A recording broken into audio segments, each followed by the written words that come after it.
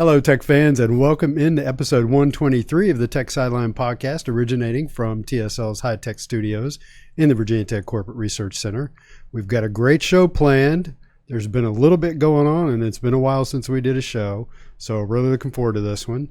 And TSL Podcast, as always, is brought to you by the Fisher Law Firm, and it starts in just a few minutes. So let's get it started right now.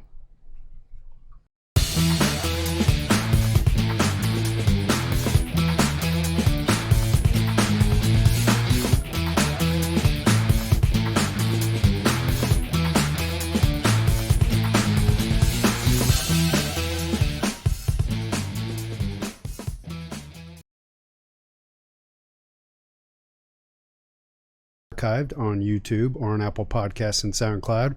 We're glad you could join us today. We've missed you as we record on Monday, March 23rd.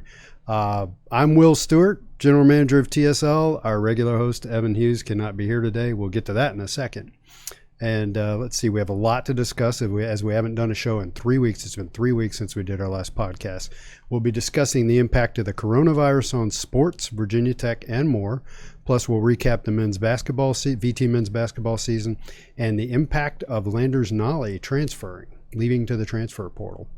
Our crew today, I'm General Manager and Founder Will Stewart. We've got Managing Editor Chris Coleman. Chris and I, as you can tell from Malcolm Showham, we are practicing safe social distancing. And of course, the best producer in the land, Malcolm Stewart. He is operating the controls and taking your questions on Facebook Live that we'll get to at the end of the show. And as always, as I mentioned, we're brought to you by the Fisher Law Firm, Jonathan Fisher, Virginia Tech Class of 98. And you'll hear more from Jonathan later as we run his promo. So here we are. Let's get started. This is weird. As I said, on Facebook Live before we actually started the show, I feel kind of nervous about this, and I feel like we have to do a really good show because it's been so long. And there are other factors at play here. So Malcolm, show them the faraway view again on the video. So we've had a huge change here on the podcast set. We got rid of huge change. The love seat, and we replaced it with two chairs. It's kind of an interesting story. We bought all these chairs. We bought the two original chairs and the love seat last August. Decided we wanted to get rid of the love seat because we're trying to ramp up and have guests on the show, and it's kind of awkward to have Chris sitting like on the love seat right next to the guest. It was weird sitting next to Andy Bitter that day. Yeah, and just doing that number to talk to him. Yeah, so Chris time. can't really turn and talk. So we're like, you know what? We'll get a couple of chairs, and I'm thinking, man, this isn't good. We'll have a couple of oddball. The chairs won't match. I go to Big Lots where we bought the furniture. If you're a fan of the podcast, you know that's where we got our furniture. And we'll just explain the flying mic here in a second. But wonder of wonders, they had two more of the exact same chair, and this was about 7 months ago now that I think about it, so that's very cool. They're so popular. Now, we do have a potential mic misbehavior problem because in removing the love seat and putting the chairs in, we had to move the tables around, had to resituate the mics, and these mics are touchy, so I just bumped mine and it just took off on me. So hopefully this part of it will proceed well. So I was thinking, when I was a young man, I read a book called Love in the Time of Cholera. I can't remember the author's name. I think it was Gabriel Garcia Marquez or something like that. And I feel like I'm doing podcasts in the time of coronavirus. You've known me long enough to know that my brain makes these really weird connections. So let's dive right into it. Chris, I was talking to Evan this morning. So Evan's not able to be here today. Evan is in Richmond.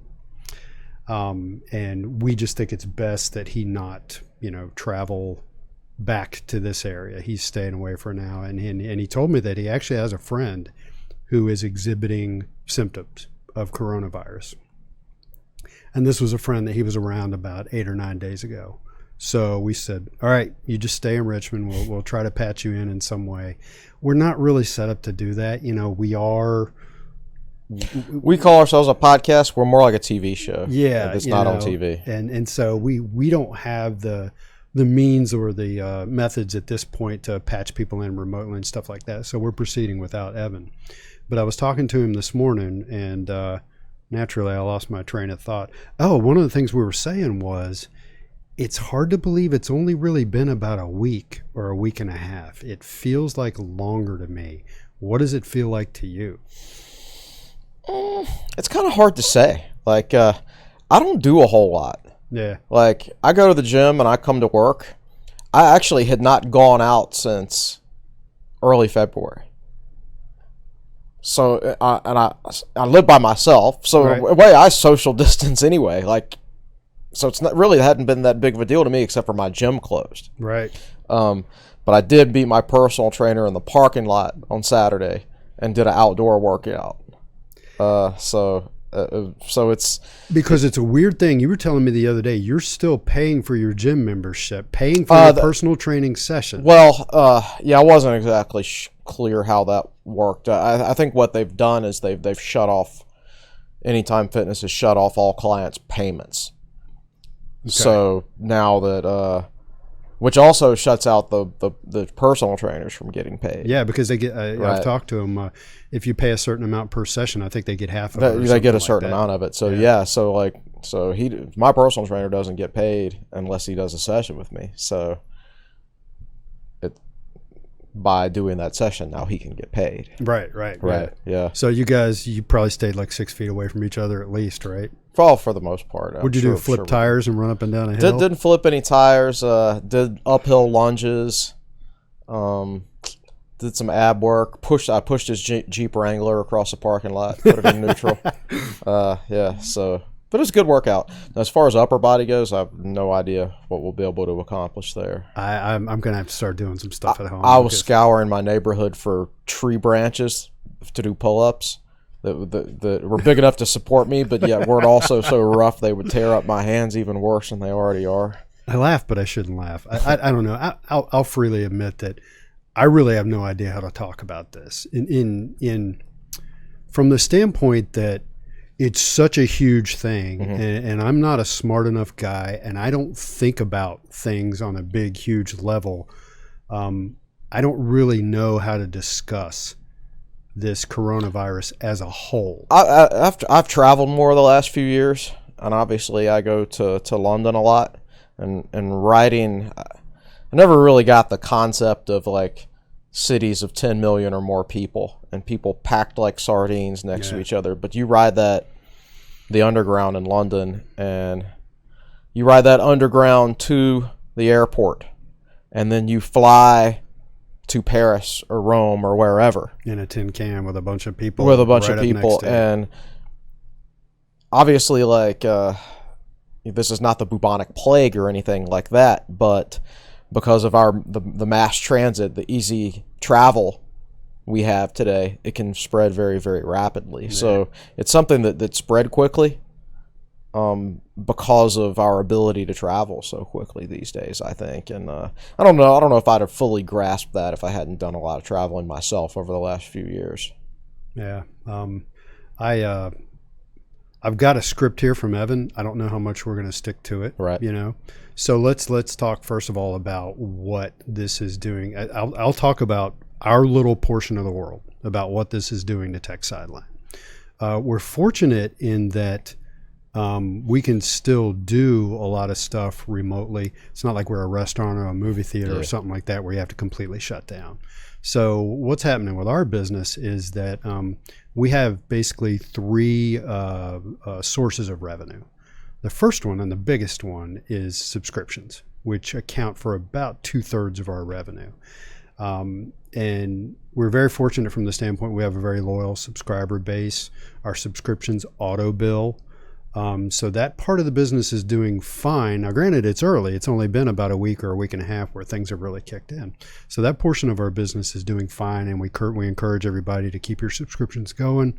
We'll talk a minute about the content that we're going to be doing our best to keep you entertained while there's not any actual games going on. So that part of the business is good. Then another big part of the business is what you call network advertising. It's the banner ads that run on the border of the site. And once things hit the fan, that source of revenue just dropped off a cliff. So there are three things going on here that are affecting it. Number one, I talk about things in year-over-year terms. How are we doing this year as opposed to the same time period last year? Well, if you remember last year, Virginia Tech was in the NCAA tournament. They were in the ACC tournament, in the NCAA tournament. So there was a lot of exciting stuff going on with Tech basketball. So our page views were relatively high. Well, our page views are down. And the other thing that's happened is that advertisers have stopped pumping money into the system. They're not buying ads right now. That part of it is on lockdown. Everybody's holding on to their money. So page views are down. The number of sheer ads available, what's called the fill rate, is down. And those that are buying advertising are buying it cheaper, and that's called CPM. How much money do you make off of per thousand ads? So we've got these three things all working in concert with each other, and it's driven our ad revenue down by 70 to 80%. So the ad, and that is probably about 30% of our business. So that part of it has just fallen off a cliff. Now, sponsorships is another part of our business. So we don't make a lot of money off of sponsorships. And we had, it was, I don't want to say it was funny. It was ironic, I guess, or I'm not sure I'm finding the right word to use. We literally this week had somewhere between 6 and 10 meetings planned with potential sponsors for the 2020, 2021 timeframe for us, fiscal year for us. And that involved our ad sales rep coming in from Richmond and sitting with me and meeting with the clients to sell these sponsorships. That's off the table. So that's just not happening. And so that's kind of what's going on with our business. And I'll be honest with you, because you guys always pay a lot of attention to us. You're loyal to us. Our cash position right now is solid.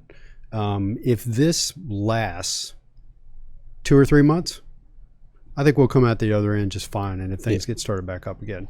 So, but we do encourage you to keep your subscriptions going.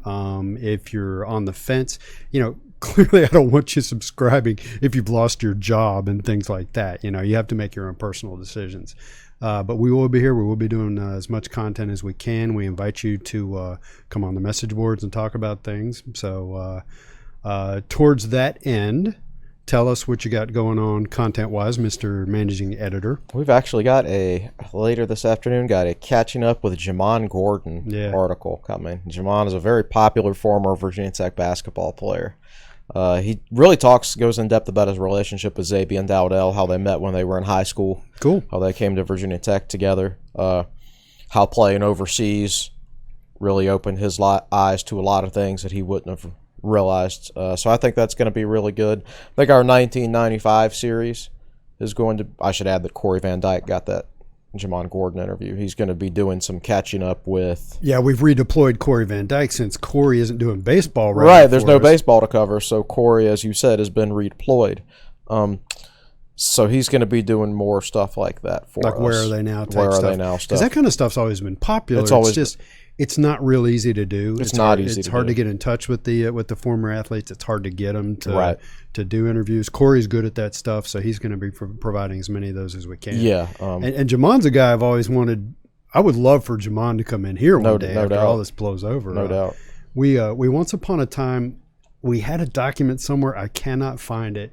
It was called The Wit and Wisdom of Jamon Gordon. Yeah, all his quotes on it. It was all the funny things he would say. I talked about that on Twitter one time, and he was like, I need to see that. So I did a screen cap of both pages and sent it to him. Yeah. I still can remember some of them off the top of my head because they were great. But the thing about it was Jamon's accent. You actually had to hear him say it. Yeah. If you're just reading it on a piece of paper, they might not be as funny. But you'd hear him. A lot of them came from his post-game interviews with Mike Burnip. Yeah. On the radio after games. Between me and you and the people on the radio, I'm not sure about that airplane. No, it was orange uniforms. Orange uniforms. Yeah. Which most people would probably agree with him there. Yeah. Or a lot of people would. But yeah, so that should be good. The series on the 1995 season will continue this week. It was started this past week. Let me jump in here and pitch that because If you're not a subscriber, you haven't had a chance to read it yet. It came out even better than I thought it would. Mm-hmm. There's anybody can like relive games by watching them on YouTube. Hokey Tapes has a ton of games on YouTube, but something that we've got which gives us an interesting perspective is we have pretty much a complete run of the Hokie Huddlers, the athletic department newspaper that used to be published at the time. Which is how people got their info back then. Yeah. This was pre-internet days, so there weren't websites and things like that. And tech didn't get a ton of coverage from newspapers. So they produced their own 16 to 24 page weekly internal newspaper called the Hokie Huddler. And I subscribed to that thing. I still remember when I was a student seeing the first ones of those because they started in 84, 85, I think. Mm-hmm. So I subscribed to those and collected them. And then somewhere along the line, I got an email in the early days of Hokie Central and Tech Sideline from a gentleman named Emerson Rudisil. And Emerson said, my dad has passed away and he's got boxes of Hokie Huddlers in his attic. Do you want them? And I remember Emerson met me at Radford Travel Center out by the interstate. It's funny, I can't remember what I did yesterday, but I remember stuff like this. Yeah. And so point being, we have almost the entire run. So you can go back and you can read what was being printed in the Hokie Huddler. Now, here's the interesting thing about the Hokie Huddler. Chris Colston was the editor up through about 1996. And in this day of messages from the athletic department, hang on a second, let me cut my phone off. We are used to messages from the athletic department being very tightly controlled. The Hokie Huddler wasn't really like that. It was very honest about a lot of things. The Hokie Huddler actually made its picks for the 1995 season. Uh-huh. I found that in my research. They pick every single game. Like they pick Tech to lose to UVA. Wow. Yeah. Right. They picked Tech to go 8-3, lose to Miami, UVA, and somebody else in there. I forget who. Yeah. Yeah. And in doing your research, it was interesting because Chris is looking through these old Hokie Huddlers to kind of embed himself in the. I'm writing the articles like it's real time. Yeah. Like I wrote my first article as if it's the week before the Boston College game to start the season. Yeah. And I'm going to write the second article as if it's the day after the Boston College game and we all just watched the game. So these articles are not written from a retrospective. They're written as if it's actually unfolding. And the first one is great because in 1995 Tech had severe in-state recruiting problems. Yeah. They didn't sign anybody in the top 15 in the state of Virginia that year. I only signed 3 players in the top 25. Boston College came in and cleaned house. Yeah, believe it or not. BC. So if there was the internet in 1995 and we followed recruiting in 1995, we'd all be freaking out in 1995 because Virginia Tech was doing a horrible job in state recruiting, right? Yeah. And their recruiting class ranked dead last in the Big East in 1995, behind Temple. Temple, for goodness sake, right? That's dead last in Big East. That's unfathomable. It's hard to believe, is it not? So if the internet had existed back then and we followed recruiting like we do now, boy, the heat would have been on after the way that 94 season ended and after the way the 95 season started. Yeah. Right? And just think about it. After that, 4 years after that, Virginia Tech played for the national championship, which is really hard to believe considering that.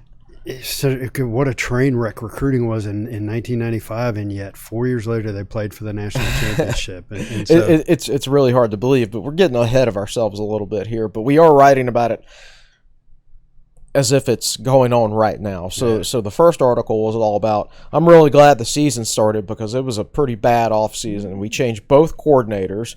Gary Tranquil ruined Maurice DeShazo's senior season. Last year ended horribly. El Mashin, the defensive coordinator, left after promising he was going to stay, basically. Frank went and handed the job to his linebackers coach. So some coach that's never been a coordinator before, Bud Foster. What is that? I mean, that guy's just, how's he going to take over? Like 30 years old? Yeah. He's going to take over for somebody so experienced like Phil El Mashin. How's that going to work, right? Yeah. So these are all the questions we had going into the 1995 season. So I'm writing them in real time. Yeah. As if it's happening. So very cool. So we've got Corey working on Where Are They Nows. We've got this 95 thing going. I still owe you an article. It's the top 5 or top 10 most commented on TSL articles of all time. So I did a little research last night to see if I remember one piece I wrote that I'm most proud of. Like I've got a number of articles I've written where I'm like, yeah, that was really good. When Seth Greenberg got fired, I wrote an article called "The Posse Closes." Yeah, that was a good article too. And I thought that if I went back and looked, that would want to be one of the most commented articles of all time. No, it's not. There were only 56 comments on that article. It's generally regarded as an outstanding article, but it just didn't draw. So if you've listened to the podcast, I talked about how the most commented article of all time has about 200 comments on it. And we have 10 to 15 articles that have had 100 comments on them. So this isn't even close. This Seth Greenberg article isn't even close, but I do owe you that one. And so we got all kinds of other fun stuff we'll keep doing. Now, the thing is, right now we wouldn't be doing much anyway as far as football goes. Spring practice would have started on Saturday, but outside of a couple of articles on that, I mean, we'd be previewing the spring, but I wouldn't be saying anything that I haven't already said. Yeah. So let's see. So Evan's notes here say, let's begin the show by talking about Tech Sideline and the content plan. There you go. We're already talking about that.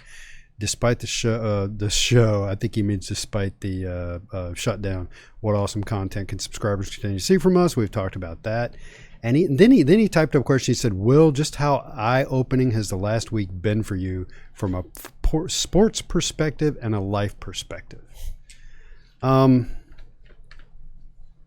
Wow. Like I said, this is hard to. One of the things I've talked about is that I don't consider myself to be a very good analyst at all. I tend to write about sports from an emotional standpoint. There's a filter that I put it through. And what that means is, I remember I heard a quote once upon a time that said,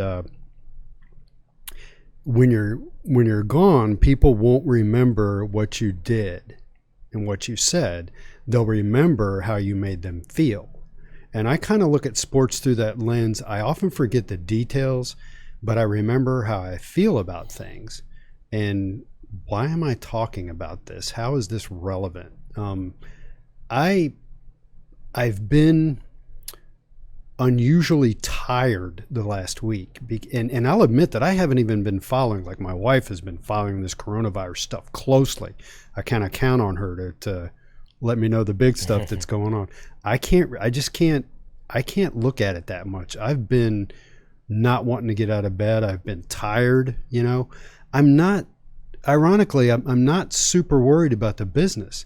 There's people out there that have lost their jobs already. There's no source of income for them, and it's a lot worse for them. My neighbor's business revolves around catering to large events. Boom, gone. Yeah. So there's a lot of people out there that are under some serious risk from this. I don't include myself in that group, but yet I'm still just the general vibe is just dragging me down. Yeah. So, I know for you, it hasn't changed your life a whole lot. And it's funny. It's going to cost me my European vacation this summer. Yeah. But there are bigger worries than that, though, obviously. And it's really, I can get my money back on that flight or change the flight to later in the summer. I had a free place to stay anyway, so I'm not out any money. So it's just not a big deal yet, right, for the two of us and for this business. Yeah.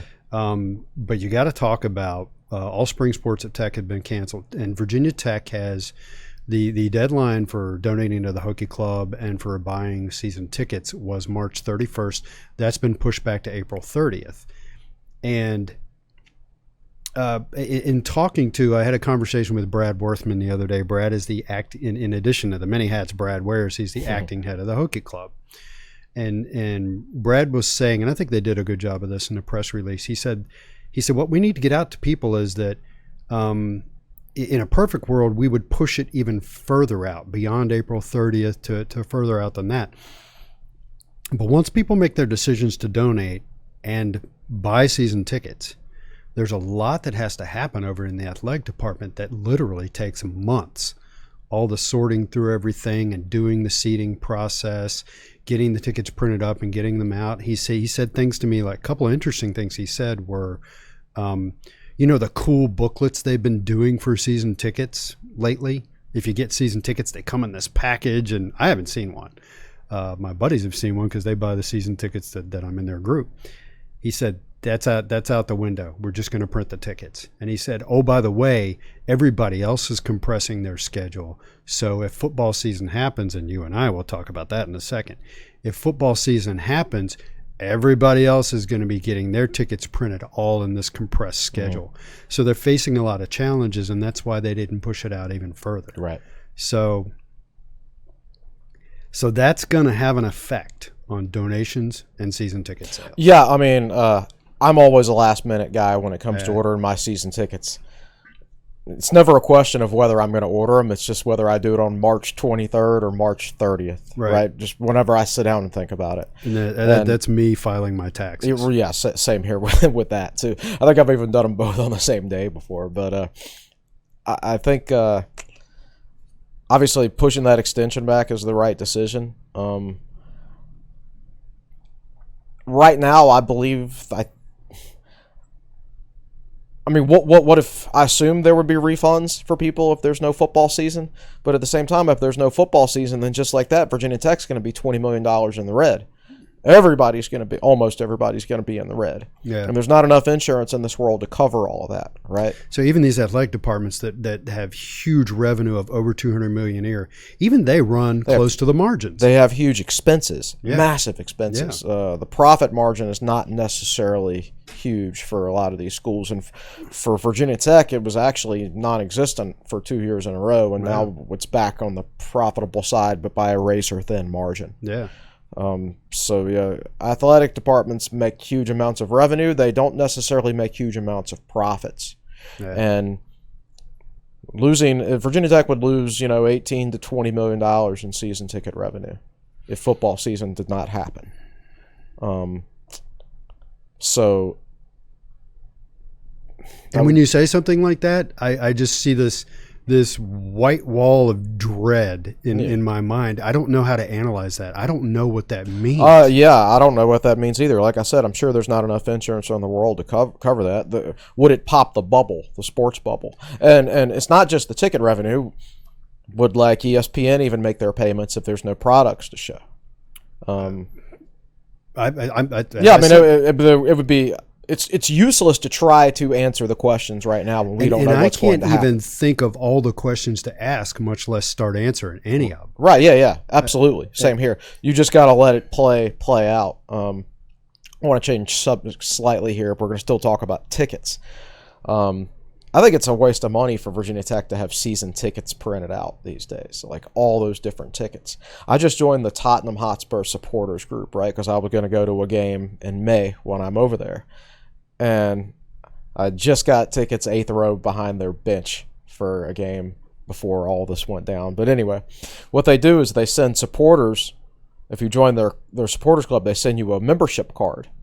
And then if you buy tickets for whatever tickets you buy, they're on your card. They're on your card because your card has a number and you scan it going in. Yeah, and it's one of the things that will happen,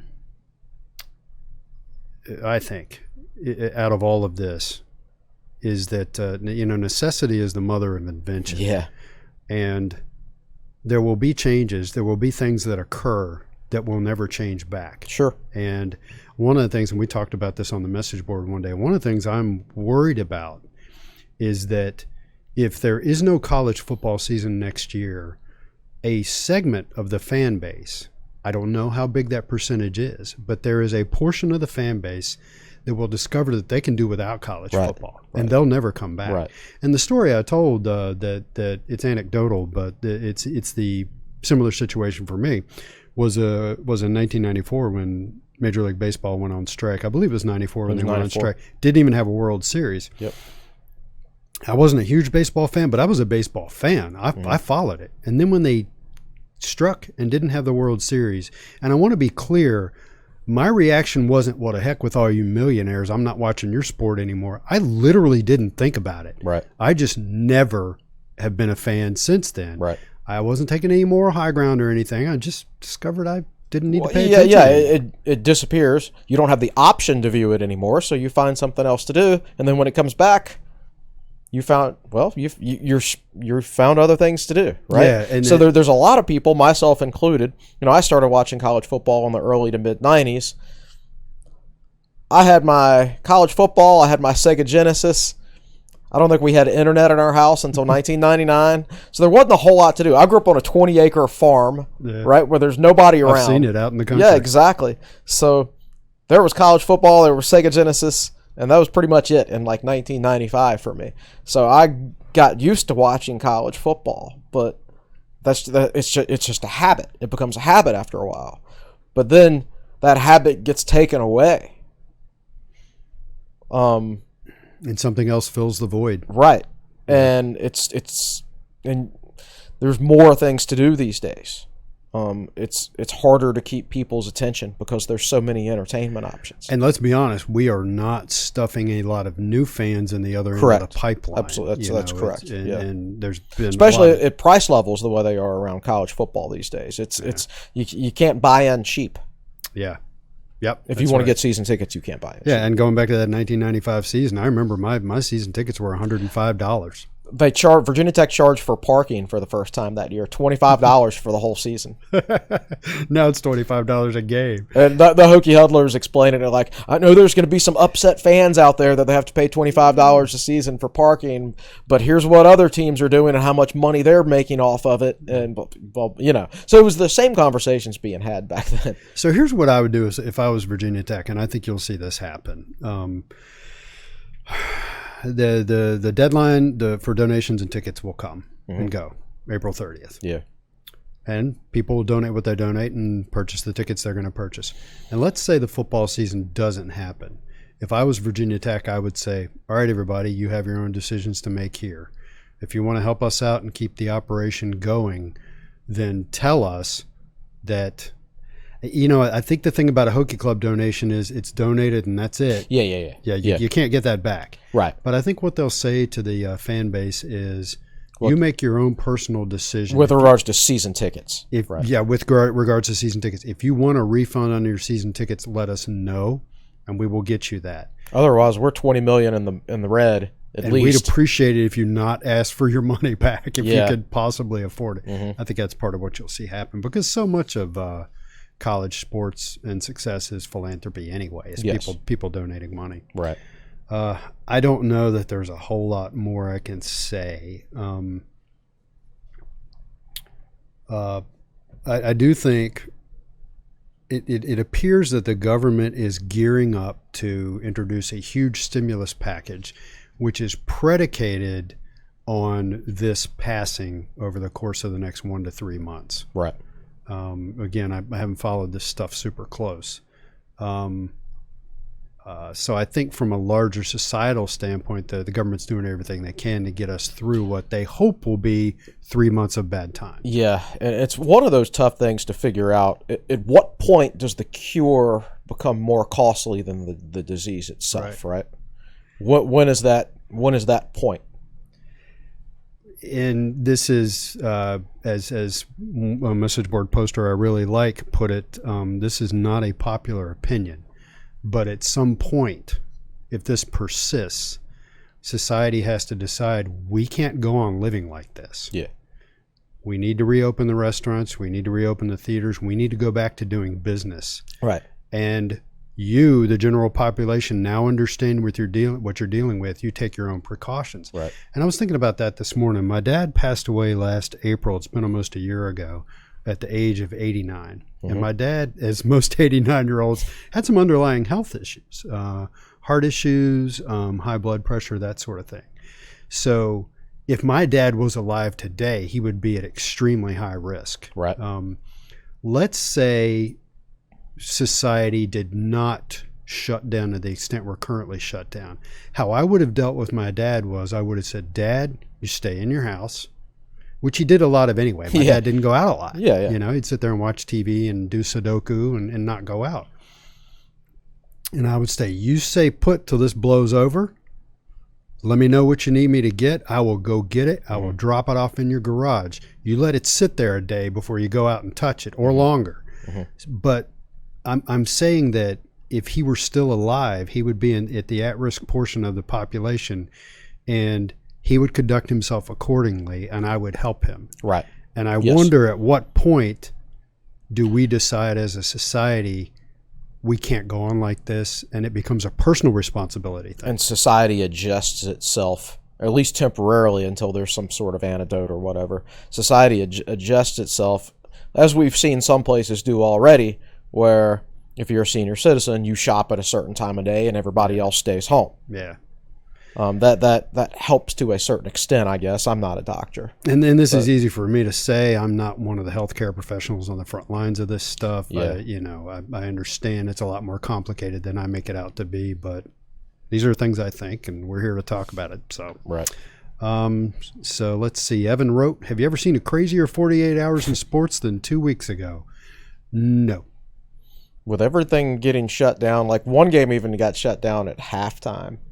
One conference basketball game, right? It was a Big East game, of course. Yeah. Big East dead last on everything.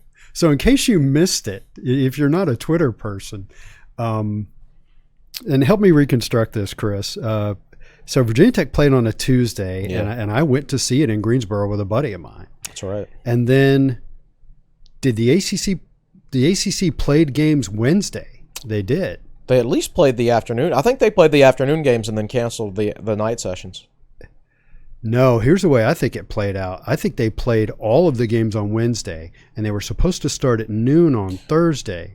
Yeah, and you remember at like 11:30 in the morning, the ACC tweeted out on their official Twitter account, "We're hooping today." The teams were warming up. Florida State was out on the court warming up, right? So the ACC tweets, "We're hooping today." Yeah. And right at the same time, every other conference starts canceling their tournaments. Right. And the ACC was last, of course, and they didn't want to look like jerks, so and then that they tweet canceled disappeared. They deleted the tweet. I believe I screen capped it. Okay. So I know I'm not the only person. So so there's the ACC. So the ACC is only beaten out by the Big East in terms of slowness to cancel their conference tournaments. I don't. There have been other crazy isolated events like the earthquake during the World Series. I remember, the baseball games and stuff getting shut down after 9/11. But that only lasted about a week. Because I remember. Oh gosh, I guess it was probably I think the Braves and Mets played on ESPN on one of the first games back in New York City. I don't think Virginia Tech missed any football games. They may have had a bye. We had a bye week. Yeah. Definitely had a bye week that upcoming week. We had just played Western Michigan. I remember it because it was my freshman year. We had just played Western Michigan in the second game of the season, and then we had a bye. So yeah, it did not affect Virginia Tech football at all. Yeah. And let's see, another one I can equate it to, and for a lot of athletes, this is very similar, is the boycott of the 84 Olympics. I apologize. Somebody on Facebook tell me it was the Olympics that were supposed to be in Moscow, and the United States decided we're not going. Right. And what that did, can you imagine being one of the athletes that you've spent your entire life training for those Olympics? And for a lot of athletes, they have their one shot. They have their one shot, that one Olympics where they're peaking.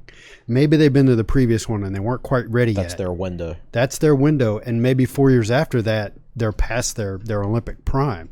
So it literally was a life-altering decision for a lot of those athletes. And for the seniors, the senior athletes in the spring sports, take the example of Dayton, the Dayton basketball team. Oh yeah, and Obi Toppin, is that his name? Yeah. How crushing that must have been for them. And Obi's going to make millions, but for the regular guys on that team, for the seniors, fans, And for the Virginia Tech women's basketball team, which I don't think has been in the NCAA tournament since 2006, they were going to go. They were going to go. Can you imagine how you'd feel if this had happened last year and Virginia Tech's Sweet 16 run had not happened? Yeah. I would have been crushed, man. Yeah, because you never know what could have happened. Right. Virginia Tech they had a really good team last year. So, no, I've never seen a crazier 48 hours. I've seen events that were crazy, but not the entirety of sports like that. Everything shutting down in sports just like that. Yeah, over the course of like 2 days. Yeah. So, how do you feel the ACC Commissioner John Swofford, and Evan, you misspelled Swofford. That's okay. And VTAD Whit Babcock did handling the pandemic. Like Swofford was a little late to the party, like he is with most other things. Mm-hmm. I think Whit handled it fine. I don't see anything different that Virginia Tech Athletic Department did differently than anybody else's. My only criticism of Whit's handling of it would have been that I would have wanted to hear a statement from him sooner than we did. Right. When the ACC canceled all spring sports, Virginia Tech just kind of regurgitated what the ACC said. Right. There was not a statement from Whit himself. Okay. Yeah, okay. I didn't realize that. I don't think I actually read the As press you know, release. I'm big on statements. It takes me roughly 2 minutes to write a one-paragraph statement that will suit most situations. Yeah. That's my only criticism, and that's a light criticism. You know, we like Whit, and man, he's got a lot on his plate. And I doubt very many athletic directors are getting a whole lot of sleep right now, man. It's just a whole lot of things in flux. You know, they're, like, let's say you're on the softball team right now, and you're a senior. I think the NCAA will probably say, okay, well, you can come back and play next year, right? You'll get another year of eligibility.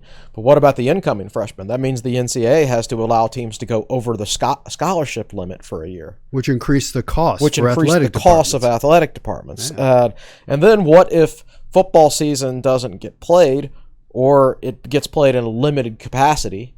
Well, think about it like this, man.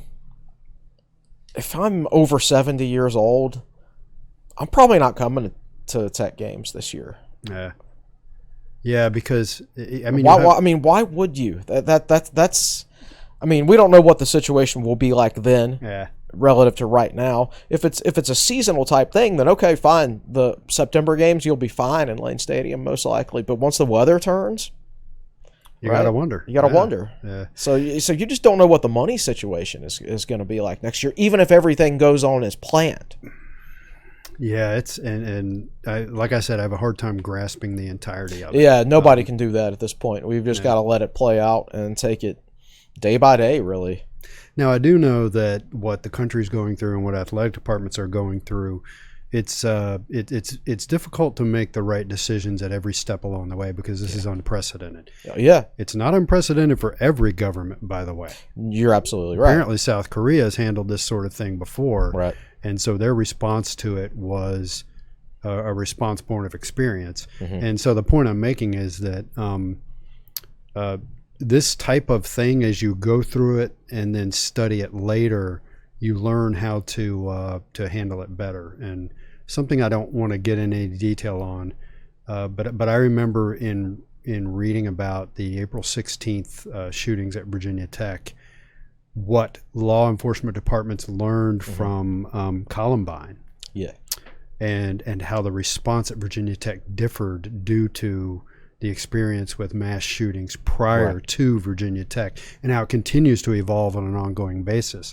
This sort of thing reminds me of that when these things happen, people who are much smarter than I study them and learn from them, and your response gets more and more refined and more tailored. So, yes. I don't know if that's relevant to what's going on now.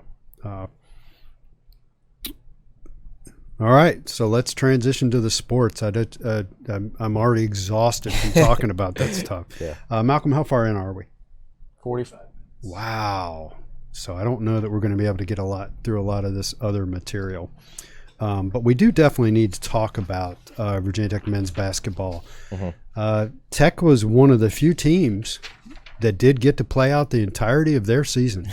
They were done. Yeah.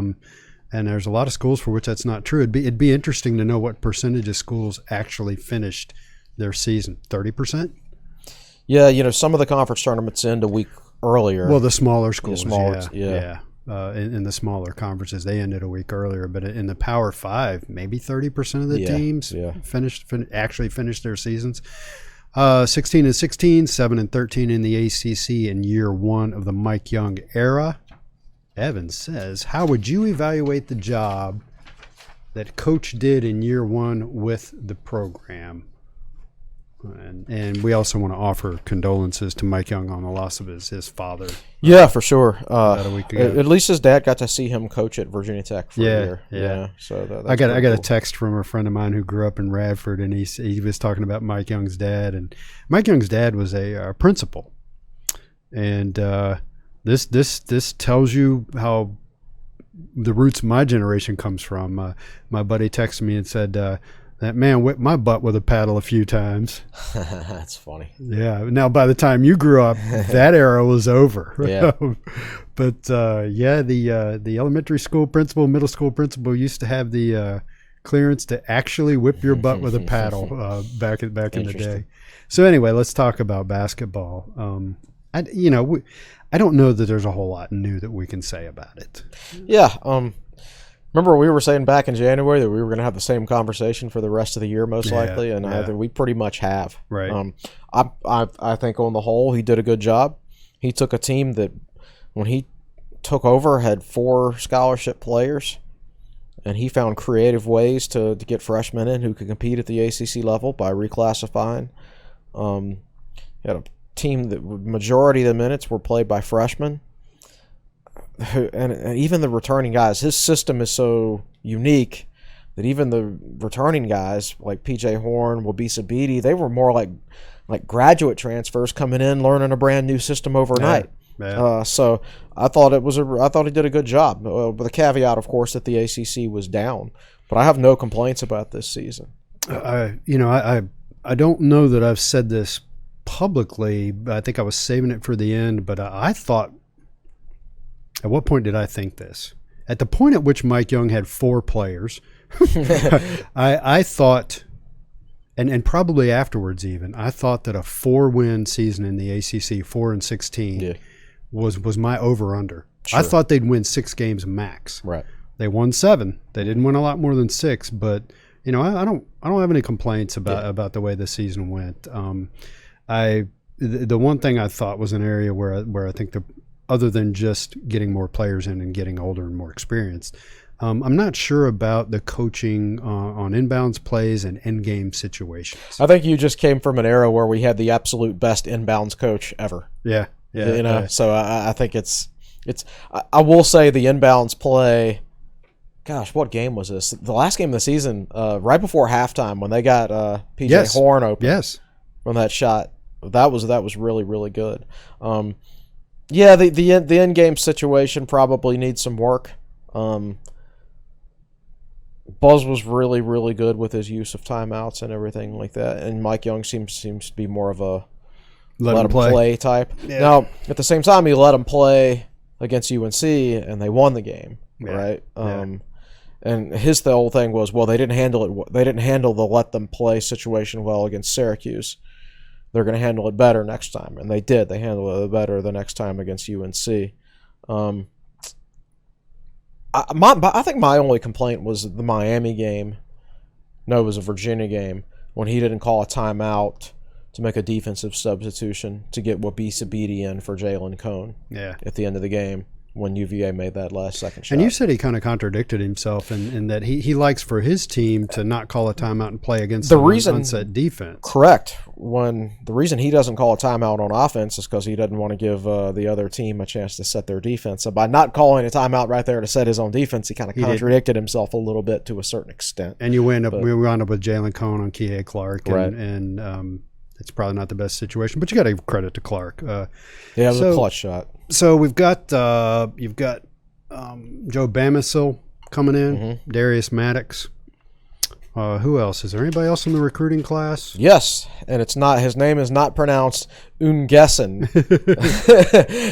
That's how we pronounce names over here. Foreign names we have no idea how to pronounce. Just pronounce it exactly like it looks, right? It's actually Gisan. David, first name? David Gisan. The N is silent. Wow. So he's from the Netherlands, remember, and it's a French pronunciation. So he has game. He has game. Bonus points to you if you get the reference. So that's a 3-man class. Will probably be higher if there's more attrition. Yeah. The thing is, there's no recruiting. It's not like Mike Young can go out right now and find somebody new. No. So anybody that gets signed right now would have to come from a pool of players that Tech already knows about. You said it's pronounced Gison? Gison. And when can Gison sign? Is it mid-April? Yeah. Yeah. So he's committed. He's not actually signed. And I don't see that signing day will be affected because the guy's just – it's electronic. It's not like you fly to Blacksburg and sign a piece of paper. Yeah. Yeah. So the only attrition we've had so far is Landers Nolly entering the transfer portal, which is something we need to talk about. And he's not coming back. And my take on Landers Nolly is that, first of all, I'm not the least bit surprised by this. You know, from the and go on YouTube and search Landers Nolly's dad says he's going pro. We talked about this on the podcast a couple of months ago. So I didn't think Nolly was going to be here next year anyway. I also think that while his game has a lot of promise, it also has had a lot of holes that need a lot of work. Mm-hmm. He's not strong with the ball. When you get up in his grill and force him to drive past you, he can't do it. So teams learned how to defend him, you know, and then his shot went south, and I think his confidence went south with it. I think he's a decent passer, mm-hmm. decent rebounder when he wants to be. Yeah. So to sum up what I'm saying, if he had stayed, his game needed a lot of work to truly maximize his potential. That's my take on it. What's your take? My take on it is that we are now a system program. Yeah. And to be effective, a system needs players that are bought into the system 100%, bought into the team ethos. Nolly, who I think is a good guy, obviously whatever decision he's made has always been about his own future. What's best for his future in basketball. That's not necessarily somebody you want in a system type of program, offense. Yeah. Right. Now, to give you some background on that, I don't know how precisely you remember it, but Nolly went to 2 or 3 different high schools. Mm-hmm. In Illinois and Georgia. And had already entered the transfer portal once. Right, after redshirting last year because he wasn't quite eligible. So he's been a guy that moves around. Right. You know, well, his dad was a JUCO guy who then played for LSU. Yeah. And then played overseas. So yeah, it's not a surprise. You know, I texted somebody with knowledge of Nolly and the situation and the program the day after the Clemson game to start the season, and I said, "Man, Nolly's really good." And this guy was like, "Yeah, but you got to check the roster every day to make sure he's still on the team." And I don't think he was trying to imply that Nolly was a bad guy or anything like that. It's just he was saying, yeah, this is not a long-term thing. He's not going to be here very long for whatever reason. We were told that by a couple of people very early in the season. I was told that after his first game as a Virginia Tech player. Yeah. And I had to keep my mouth shut while everybody was talking about his future and everything like that. But the whole time I did not expect him to be on the team after this year. So let's put it right out there. Me either. You know, I did not put the odds very high that he'd be here next year. Right. So I'm sitting there playing out that season, and I'm like, I don't think he's going to be on the team.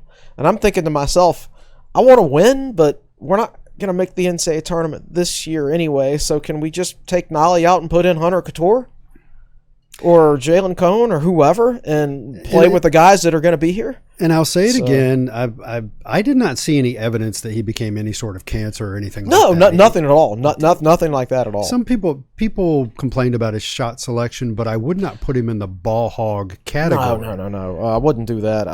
I need to go back and watch the highlights from early in the season. You know, his shoulder was taped up for a good chunk of the season. Early in the season? I don't know.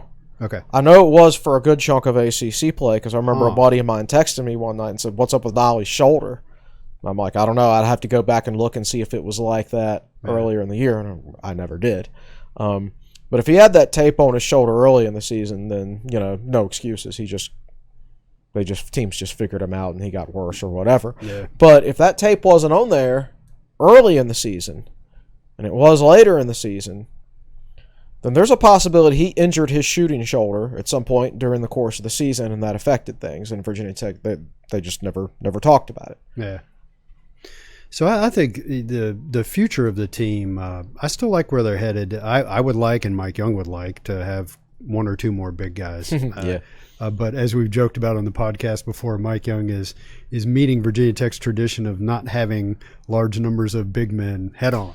So yeah, the only coach tradition. I remember that I can personally remember is having a large number of big guys on the team was Ricky Stokes, of all people. Man, Carlton Carter was talented, and Terry Taylor was entertaining, and even Damari Tompkins, when he got himself in shape, was a decent player. Yeah, but you're right. Yeah. That's a good point. So he's got Bamisil and Maddox coming in. Those are two good players, and he's got Gison coming in. Of course, Keve Aluma is becoming eligible. He's going to play a lot. He's going to start, in my opinion. So I think it's great that a season that had the potential to be a daggone disaster. Oh yeah, was not. And I've said it before, and I'll say it again. I was encouraged by the engagement of the fans throughout the season. Mm-hmm. Even when things went south, the crowds were still pretty good. And I think that is Buzz's legacy to the program. Yes. But Mike Young and his players are also. What's the phrase I'm looking for? Not uniquely, but they are, the way they approach the game and the fan base is they are poised to continue that. Mike Young was handed a sizable fan base, mm-hmm. and is the kind of character and personality that can keep that fan base. Yeah, I definitely agree with that, and I think. It's important. This is the 5th year in a row that Virginia Tech did not have a losing record. Yeah. When I was in college, my first 3 years of college, my first 2 years, Tech had a losing record. My third year, they were barely over 500. That was Greenberg's first year. My second year, again, barely over 500. But at that point, you won 16 games. You're like, wow, what a great season, because you just won 10 the year before. You were so bad, right? So now, if you feel like 16-16 is disappointing, well, it's because you just came off 4 straight 20-win seasons. Yeah, and to sum it up, you could have a much better team next year and not have a better record. Because the ACC is going to get better too, man. Theoretically, it was bad this year. The ACC was bad, yeah. So I think that we've pretty much wrapped that up. So what are your early expectations for the team next season? I just gave them to you. Yeah. Who are you most looking forward to improving from this year to next year? Yeah, I think Naheem Aline and Ojiako can go into that category. Yeah. Ojiako, because I think he flashes some serious potential as a big man. When he made that turnaround jumper against Pitt, I think it was. I know what you're talking about. Yeah, I'm like, whoa, like I didn't know we right? could do that. Yeah, exactly. And then Naheem Aline, he gets to the basket so much and he can't quite finish because he's not quite strong enough yet. Yeah. As he gets older and stronger, he's going to finish more and more of those. And he can already shoot it from the outside. And he's got a decent mid-range game, too, for somebody his age. So, yeah, he actually tries the mid-range game. Yeah, game. Exactly. So those are the two guys that really stand out to me as far as guys improving over the trajectory of their career. And guys who really found themselves this year, Tyrese Radford and Hunter Couture really, it looked like he had gone south in the month of January, and then he recovered very well in February and March, as we've detailed. I just think that guy is he's there are players at Notre Dame that I've always liked, whose names I can't remember right now. They're just glue guys. They do so many things well, and you hate to play them. And then you lose to them, and they go to the NCAA tournament, and you've got Malcolm Delaney and Jeff Allen, and you're like, why the heck couldn't we make the NCAA tournament when we've got Malcolm Delaney and Jeff Allen, and they've got that guy? Hunter Couture is a guy that the rest of the ACC is going to hate by the time he graduates, because he's such a pain to play against. He was described on our boards by GC Hokie 34. Who's done some writing for us, who's a former coach. He was described as a 3-star recruit, but a 4-star fit for the system. Yeah. I think that's a good description. I would challenge Wabisa Beatty to and I've been doing this all year, man. Go to the basket, finish, try it, man. You can do it. I think for fans out there who are down on Beatty and the fact that he's not a good shooter, not a good scorer, that doesn't mean he ain't starting at point guard next year. He's going to be a senior next year. Yeah. I think doesn't GC Hokie think that Bamisil has the potential? He's like a combo guard who could run the point. the way I would describe it is the ball gets out of the point guard's hands early Yeah. in Mike Young's offense. So unless you're just a colossal screw up and can't get the ball past half court, like I couldn't play point guard, but yeah, Bama still should be able to play point guard in Mike Young. So it's not a traditional point guard per se, Mike Young system. The system itself is the point guard. So, and let me jump in here before I forget about it and make the point that when I sit here and I say that about Beatty, Mike Young's offense is not designed to have the point guard at the top of the key with the ball in his hands with 5 seconds left on the shot clock. Absolutely not. I mean, it's about ball movement and getting the open shot. And that started happening more and more at the end of the season, and that was just a sign that they had so much put on their plates they couldn't mentally, as a young team, they couldn't mentally handle anymore in their first year in that system. As much as we all like the way J-Rob went to the basket, that's not really a thing in Mike Young's offense. That's a good point. So I should just lay off with Bisa Beatty, whom we love, but he is even if Bamasol's future is playing the point on Mike Young's team, it's not like he's going to start there next year. Well, he just missed his senior season with an injury. Right, and he's going to be a freshman, and you're going to have a senior. So that's those are guys I'm looking forward to improving. Let's see, picked up a few players. We talked about Gison and preferred walk-on Gil Williamson. I haven't had a chance to study him. Do you know anything about him? No. Malcolm, looking. I think he's considered better than most walk-ons. I know that much. No, I'm not saying he's going to be like, well, gosh. Who have been some walk-ons who have been very successful. Chris Tucker. Chris Tucker. Not saying he's going to be Chris Tucker. Will Johnston, if he didn't have that. Will Johnston, yeah. Those are about the only two. I think he's probably as good a walk-on as you could hope to get, is the way I understand it. It's not out of the realm of possibility that he could help at some point. But for a walk-on, I think he's certainly a good pickup from what I understand it, from what I've read. From Richmond, Virginia, is that correct? I'm sorry. Did I say Richmond? I think I meant Roanoke. No, he's listed as Max Preps on Max Preps as being from St. Christopher's High School in Richmond, Virginia. Oh, for real? Okay. 6'7", 180, graduates in 2020, assuming this is the I seriously doubt that's up to date. Correct information. Boy, did we prepare for this podcast well. Yeah. Sorry, Gil. We'll try to give you a better shake in a future podcast. So let's see. Transition quickly to women's basketball. We talked about them briefly. They were going to go to the NCAA tournament. They're not getting their chance. Yeah, it's a shame, especially for the seniors who won't have an opportunity anymore. And Dara Mabry is transferring out. She wants to play point guard. She wants to play point. Didn't like playing off the ball, which is interesting considering the. Well, I say that the point guard job is not going to be open next year because I posted an article that Jake Lyman wrote for us this morning, and Tech's point guard is already lined up. She's from Australia. She's already been practicing with the team. This. Is she a transfer? I don't. She's from Australia. She's from Australia. That's a part that's she's transferred countries. I know that much. And she's going to be the point guard. She's going to be the point guard. So Mabry was not going to be able to play point guard, and she wanted to play point guard. Didn't like playing off the ball. I think she appeared to be pretty good at it. Her and Kenny Brooks knew this was coming. Kenny said he got the news. She sent him a text. Which sounds bad on the surface. But it sounds bad on the surface. They both knew it was coming. Yeah. And Brooks was like, if we'd been able to have a sit-down face-to-face meeting, right, it would have been mutual. Yeah, and that's the other thing. And that doesn't say anything negative about either one of them. They just don't think that was the right fit for. Well, of course, Dara texted him. She's probably not even in town. Sure. Yeah, these are different circumstances. So don't criticize her for letting the coach know via text. Yeah, she was practicing social distancing. Right. Anyway, good luck to her. I think she's a great shooter. I enjoyed watching her play. So, but Tech will still be good next year. Yeah. From us included, Kenny Brooks has gotten some criticism, but Kenny Brooks is one. I think I saw this morning that he has 15 straight 20-win seasons. I mean, that's hard.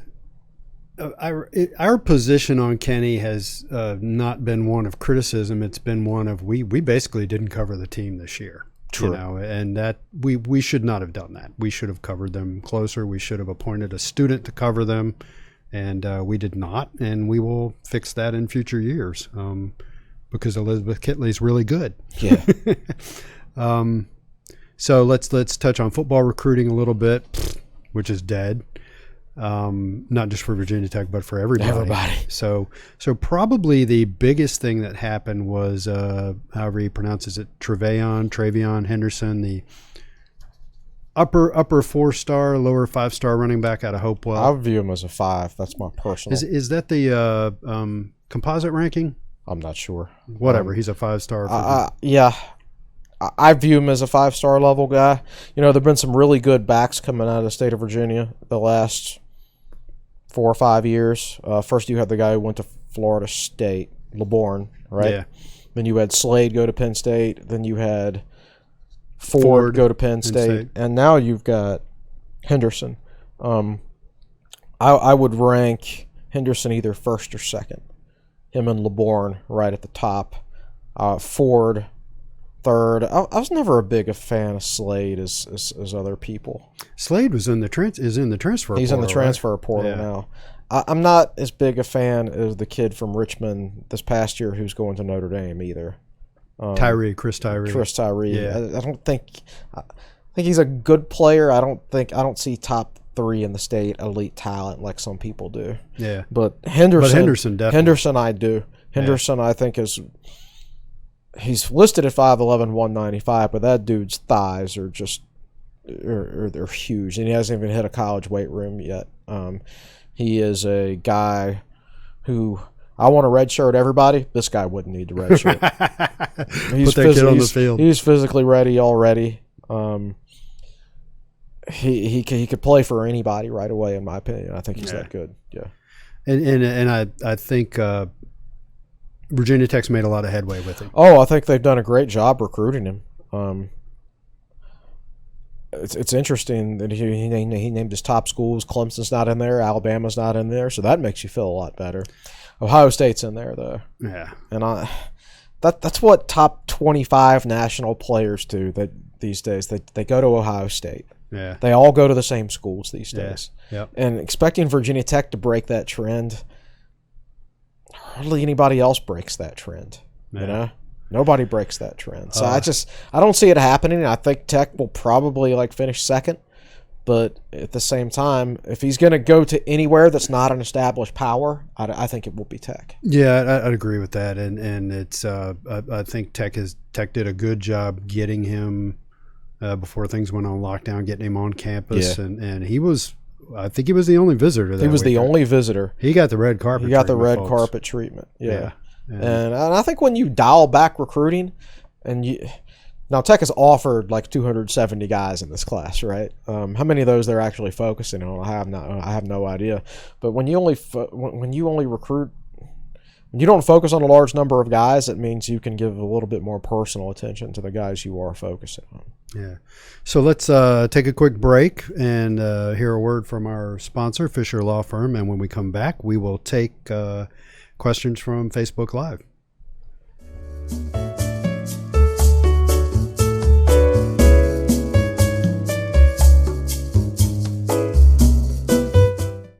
So thanks once again to Jonathan Fisher and the Fisher Law Firm. Welcome back into the Tech Sideline Podcast, episode 123. Is that right? Yep, Evan's 123. Notes? 123, 3 weeks after 122. So Malcolm, as Evan says, the best producer in the land. Do we have any questions off of Facebook Live? There's a couple. We can start with Chris Scaniello. I don't know. I can't see it, so I can't tell you how to pronounce it. He says, do you see Jalen Cohn's role increasing next season? Oh, that's great. I meant to talk about Cohn when we were talking about the basketball. If he gets better defensively, he can have an increased role for sure because he's as good a shooter as Tech has ever had. Yeah, and even I thought even as the season dragged on later in the games, they still did a good job getting him open and getting him opportunities. Mm-hmm. Man, that guy's such an elite shooter. Yeah. And I gotta think that as the players get better at running Mike Young's offense, that his opportunities will get even better. Even if he doesn't play more minutes, he's going to have more opportunities because the players around him are better running the system and everything like that. Yeah. As far as his minutes increase goes, it's going to depend on how much better he gets defensively, in my opinion. Yeah. I don't think it's any more complicated than that. He's definitely a guy with a big future in this basketball team, and he's a popular player. I don't see that changing. Very good personality. He's a smart guy too. His dad is a coach. I think Jalen will have that opportunity one day if he wants it. And you said when you talk to him after games that he answers questions like a coach. Like a coach. Yeah. And I remember before the season in media day, he gave the longest answers of anybody. Yeah. I mean, there's a reason like they sent him and Beatty out there in front of the media before the UVA game, the day before the UVA game. Those are the two guys they want in front of the media, which is impressive for Cone because he's a freshman. It's for him to already be in that role. Not that there are a lot of options amongst upperclassmen, but no, there weren't many guys. Yeah. Appreciate the question. Here's an interesting one from Clark Ruland. He says, Chris, y'all talked a lot about the 1995 series. With everyone being at home, what are your guys' thoughts on getting a watch party set up one night to watch an old game on YouTube, all start at the same time, and live tweet with other Hokies? That's a pretty good idea, Clark. Now it's out there in the public, and somebody else is going to take it and run with it. I know. Which Thanks a lot, Clark. You should have DM'd that to us. Whatever brings us closer together. Man, we're just.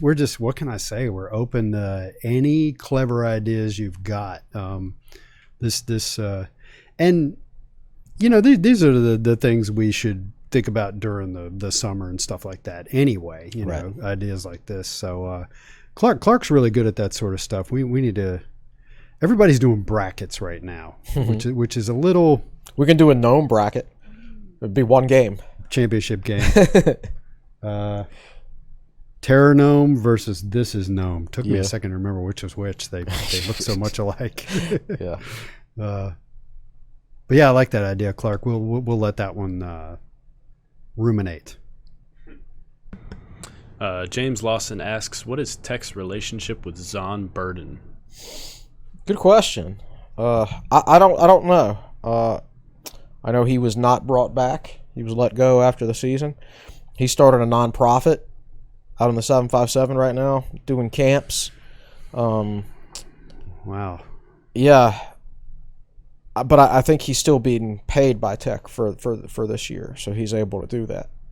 I read part of an article about him this morning where he was talking about, as a recruiter, it's apparent that a lot of kids get bad advice and they aren't ready academically and blah, blah, blah. And, so basically he's got a year off where I think he's still getting paid by Virginia Tech. Mm-hmm.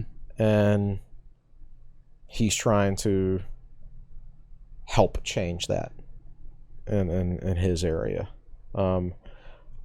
That's what he's doing right now. I guess his relationship with Tech is fine. I mean, well, coaches get fired all the time, and if every one of them burned bridges over getting fired, then be a lot of burned bridges around the sport, wouldn't it? Yeah, because the coaching fraternity is tight. That's a good point. We don't have any inside info on how the departure was. We don't know if there's bad blood there or not. You know? And that I don't know if there's anything more I can say about that. If you're concerned that Zon Burden's out in the 757 bad-mouthing Virginia Tech. Don't even worry about that. Yeah. I mean, it's not going to get any worse than signing nobody. I mean, don't worry about it. Nothing leaves nothing. Yeah. It's a good question. Good question. Appreciate it, yeah. Lance Weller, is Tech going to snag any grad transfers from the portal? Football or basketball? He didn't specify. I assume he's talking about basketball since basketball season just ended. Yeah. If they do, it would be a very specific fit. I think there's a guy from like Yale out there that Tech has contacted, but those Ivy League programs, they run very strict, specific systems, sort of like Virginia Tech's system. So that would be a high IQ guy who's played in a similar system.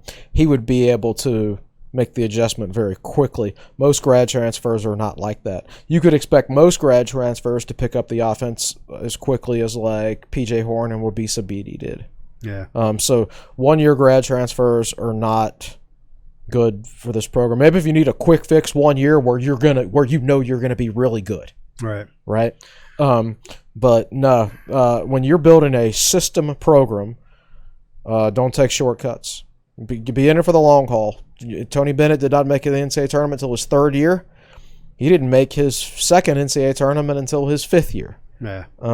His first year they won 15 games. His second year they won 16 games. He didn't take shortcuts building his program, and he built a specific system program. So I don't think it's a good idea to take shortcuts. I think it's the best thing you can do is recruit high school players who are team oriented and will help you over the long haul. Yeah. I think that's the best way to build the program. Doesn't necessarily go as well in today's "I want it right now" type of thinking. But I'm not playing. I need to leave. Right.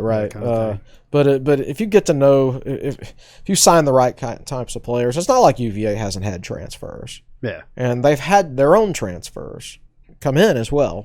But generally speaking, you want to build it with 4-year high school players. So is the scholarship count currently full with Nolly's departure and Gison's signing? Yes, Gison replaced Nolly. Yeah.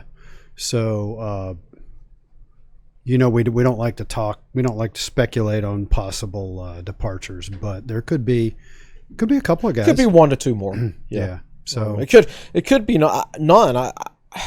I'd be hesitant right now if I was a player. I don't think a lot of. Not to get back on this subject again, but I don't think your average person realizes exactly what we possibly could be in store for as far as limited travel over the next extended period of time. So if you want to hit the transfer portal, when are you going to be able to take a visit? You got to think about that.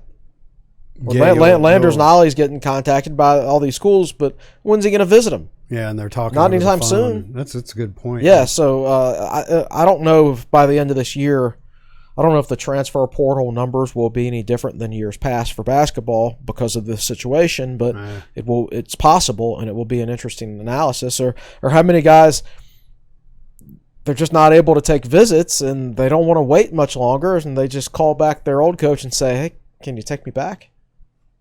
It's possible. Yeah, that's a story that one of the national types needs to kind of get a hold of. Right. And so I was thinking, at some point, not during the podcast, at some point in the last couple of days, I've wondered, is there a possibility that football season won't happen, but basketball season will? With basketball season starting later, in like January, something like that. Yeah, with just conference play. Just conference play. Yeah, I think it would depend on why football season was canceled. Yeah. If it was canceled because, I don't know, maybe if they develop some kind of cure in between, then it's vaccine, possible. Yeah. And everybody says vaccines 12 to 18 months, but you can. And again, I'm out of my depth here, but I think that stuff can be fast tracked. I expect they're gonna waive a few requirements. Open a few gates faster than they usually would. Yeah, they normally do. Yeah. Any others, Malcolm? Yeah, we've got a couple more if you want to keep going. Sure. Yeah, how many minutes in are we right now? We're at 1:23. Wow. Okay. Let's take. Wow. That last 40 minutes went pretty quick. So there's like 2 more. All right, let's do a couple more. All right. Damian Brink, with no spring practice, could the NCAA allow fall practice to start earlier to get guys ready? You could, but you got to balance it out for everybody. Like I think Clemson already did 9 practices, and Louisville already did 7 or 8, or maybe that was the other way around. I don't remember. So do you make them start a week after everybody else because they already got practices in? The other part of it is you hear every year, the first week of the season, every coach gives the same interview. He says, "We're tired of hitting each other. We're ready to hit somebody else." In other words, man, they're really tired of running the same plays and practicing against each other and listening to me every day. Practicing more than 4 weeks or so with no reward of playing in a game and just having your coach yell at you the whole time, that gets old after about 4 weeks. Honestly, from personal experience, it gets old after about 2 weeks. Yeah, no kidding. Yeah. And that was in high school when we actually got to play scrimmages against other teams. These guys don't get to play scrimmages. So I think that's possible. I also think that some coaches will probably say, you know what, that it stinks, but it's overkill, because after 4 weeks or so, I just don't see the benefit of not playing anyone, of just practicing. At some point, we need to go ahead and start playing, because they're going to tune me out. There's a point of limited return by extending practice, in my opinion. There's a point of limited return in extending practice as we know it. Correct. So while you're talking, I'm sitting here thinking the NCAA might do something like, and this is off the top of my head, I haven't sat around and thought about this. If I was the NCAA, I would study what schools got to have how many practices in the spring.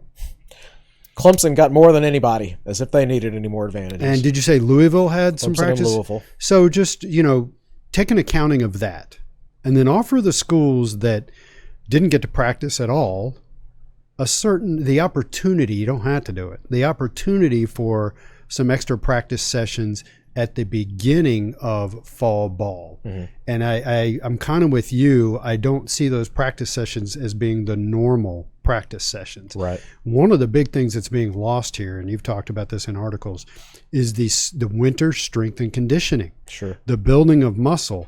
I don't know how much of that you can do with an extra week or two. You can maintain, but I mean, if this is like if this is like all of March and all of April, I mean, you can maintain. Like, yeah. I'm going to go outdoors and do stuff. I'm going to do push-ups and everything. Like, I'll maintain. I'm not going to add anything. I think it's really hard unless you have a home gym. Some guys do, some guys don't. Yeah, most guys don't. Right. Yeah, so most guys don't. You're right. The NCAA's got a lot to deal with, and that's maybe that's part of what they should talk about. Yep. So, one last question. All right, from Jordan Glick. If you had to select 2 players from this year's basketball team to add to these 3, Brian Chase, AD Vasallo, and Ahmed Hill, to create a team, who would you select and why? We got to have somebody taller than 6'6". I guess OG Yako, just because he's taller than 6'6". So I didn't quite understand the question. So add 2 players from this year's team? Is that? Yeah, add 2 players. And who were the 3 guys again? Brian Chase, AD Vasallo, and Ahmed Hill. Gosh. Okay. All right. So Chase is your point. Med's your 2. Vasallo's your 3. Yeah, you got to have a 4 and a 5. Or back and forth. So you got to have 4 and a 5. And they got to be on this year's team. It's got to be OG Yako. Or it could be Horn if you just don't want anybody over 6'6". I'll tell you what I'll do. I'll go ahead and go Bryant Matthews at the 4, and then we'll go ahead and put Horn at the 5. And Matthews just being just a beast on the boards would counteract a little bit of that, and of the size disadvantage. I don't know. I still might go OG Yako. Just roll with it. That's too much of a mind bender for on the spot in a podcast. Yeah, which is my way of saying that was a really good question. Yeah, no kidding. Yeah. So we're done. Yeah. Is that it? If you're still with us, appreciate you hanging with us. Yep, that was an hour and a half. Yeah. So the content's going to keep coming, as we talked about earlier in the podcast. Jamon will be up as soon as I go home and eat lunch. Yep. And come back. So probably, what time is it now? I'll probably be up by 2 to 3 o'clock range. I don't know that you have to come back if you want to practice social distancing. I think we need to wrap this thing up and get it posted. I get more work done when I'm here, I think. Yeah. So. I remember when I worked out in the corporate world, I didn't like telecommuting was a thing even back then in the mid 90s. I didn't like doing it. I got more done at work, even with everybody walking by my cubicle to talk. Yeah. So appreciate everybody listening or watching, however, and appreciate Jonathan Fisher sponsoring the podcast. And that wraps up episode 123 of the TSL Podcast. Thanks for listening and watching. Malcolm, you ready to run the outro? Go.